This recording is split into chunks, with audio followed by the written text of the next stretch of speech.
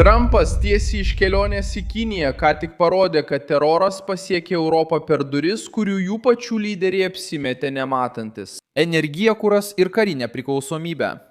2026 metai gegužės 14 dieną. Krizė, kilusi uždarius Hormūzo sąsiaurį, pastatė Briuselį prieš sunkią pamoką. Nes ta pati Europa, kuri kelias savaitės kritikavo Trumpą ir dabar skuba saugoti lėktuvus, kelius, naftos perdirbimo gamyklas ir prekybos kelius priklausančius nuo Amerikos galios. Ir tai ką tik parodė aišku pažeminimą vyriausybėms, kurios norėjo pasirodyti pranašesnės, kai Vašingtonas ir Izraelis susidūrė su Iranu jautriausiame pasaulio energetikos taške. Vai viską papasakosiu, bet dabar norėsite užsiprenumeruoti kanalą, kad ir toliau gautumėte naujausią informaciją realiu laiku. Geriausia žurnalistinė kokybė, kokią tik esate matę. Pagal patikimumo standartą Milsonas Alvesas. Krizė prasidėjo, kai karas su Iranu sustabdė srautą per Hormūzo sąsiaurį ir tiesiogiai paveikė pasaulinį tiekimą. Tarptautinė energetikos agentūra gegužę pareiškė, kad praėjus daugiau nei 10 savaičių nuo karo artimuosiuose rytuose pradžios, per Hormūzo sąsiaurį susikaupusios tiekimo netektis rekordiškai mažino pasaulinius naftos atsargų kiekius. Europa galėjo skųstis amerikietišku stiliumi, tačiau negalėjo išvengti realybės, kad jos energetinis saugumas vis dar priklauso nuo Jungtinių valstijų karinių pajėgumų. Didžiausias smūgis jaučiamas aviaciniam kūrui.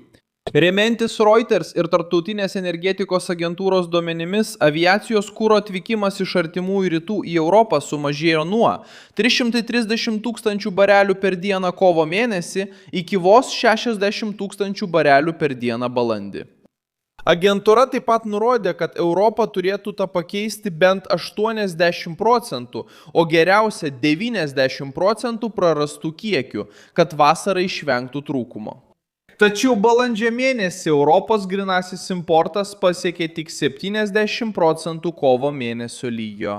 Paprasčiau tariant, Europa bandė pasakyti, kad ši krizė ne jos reikalas, tačiau jos lėktuvai pradėjo priklausyti nuo brangių, lėtų ir nepakankamų alternatyvių maršrutų. Briuselis pajuto smūgį dar prieš pripažindamas problemos mastą. Europos energetikos komisaras Danas Jorgensenas paragino Europos vyriausybės imtis tinkamų tvarkingų priemonių, skirtų sumažinti vartojimą, įskaitant nuotolinį darbą, kuro normavimą, sekmadienius be automobilių ir atidėti techninę priežiūrą naftos perdirbimo gamyklose, kad gamyba nenutrūktų. Pateisinimas buvo naftos ir gamtinių dujų kainų šuolis po karo Irane ir Hormūzo sąsiaurio uždarimo. Europa, kuri mėgsta kalbėti apie strateginę autonomiją, turėjo grįžti prie priemonių primenančių 8-ojo dešimtmečio krizę. Mažiau vairuoti, mažiau keliauti ir taupyti kurą. Ispanija tapo ryškiausiu šios pamokos pavyzdžiu. Kovo mėnesį Ispanijos vyriausybė pareiškė, kad neleis naudoti bazių, kurias kartu valdo su Jungtinėmis valstijomis, atakoms, kurios Madrido teigimu nėra numatytos Jungtinių tautų chartijoje. Trumpas atsakė ovaliajame kabinete šalia Vokietijos kanclerio Friedricho Merzo, grasindamas nutraukti prekybą su Ispanija ir pareikšdamas, kad nenori turėti nieko bendro su Ispanijos vyriausybė. Associated Press užfiksavo, kad šis pareiškimas nuskambėjo po to, kai Ispanija pasipriešino bazių naudojimui ir Madridas atsisakė padidinti savo gynybos išlaidas NATO. Tie, kurie nori amerikiečių apsaugos, negali elgtis kaip priešininkai, kai ištinka krizė. Karinis atsakas pasireiškė Gibraltare. 2026 metai gegužės 10 diena. JAV karinio jūrų laivyno balistinių raketų povandeninis laivas Ohio klasės atvyko į Didžiosios Britanijos teritoriją prie Viduržemio jūros įėjimo. Tokie pasirodymai yra reti ir dažnai tarnauja kaip nevilties ženklas. Povandeninis laivas gabena Trident raketas ir yra tvirčiausia Amerikos branduolinės triados dalis. Vietos pasirinkimas nebuvo atsitiktinis. Gibraltaras yra šalia Ispanijos, prie įėjimo į Viduržemio jūrą. Būtent tuo metu, kai Donaldas Trumpas atmetė Irano atsaką ir spaudė vėl atidaryti Hormūzo sąsiaurį. Žinutė Madridui ir Briuseliui buvo griežta. Ispanija galėjo atsisakyti suteikti bazę. Europos biurokratija galėjo skųstis, diplomatai galėjo rašyti pareiškimus, bet Jungtinės valstijos vis dar galėjo veikti kariškai, neprašydamos leidimo. Povandeninis laivas Gibraltare kalbėjo garsiau nei susitikimas Briuselyje, nes parodė, kad ten iš tikrųjų yra, turi realią jėgą ir kelia realią grėsmę Iranui. Kol Europa svarstė, kaip taupyti kurą, Vašingtonas rodė, kad spaudimas Iranui tęsis sausuma, jūra ir diplomatija. Trumpui nereikėjo įtikinėti Europos kalbomis. Kuro trūkumas padarė savo. Europos prieštaravimas išryškėjo, nes tai nebuvo tik naftos klausimas, tai buvo pozicijos krizė. Metų metus dalis Europos elito buvo įpratusi viešai kritikuoti Jungtinės valstijas, bet lemiamais momentais nuo jų priklausyti. Kritikavo Trumpą už reikalavimus didinti karinės išlaidas, skundėsi spaudimu NATO, kalbėjo apie multilateralizmą, bet kai ėmė strigti energijos tiekimo maršrutas, vėl atsigręžė į Amerikos laivyną. Pamoka, kuri dabar ateina, yra karti.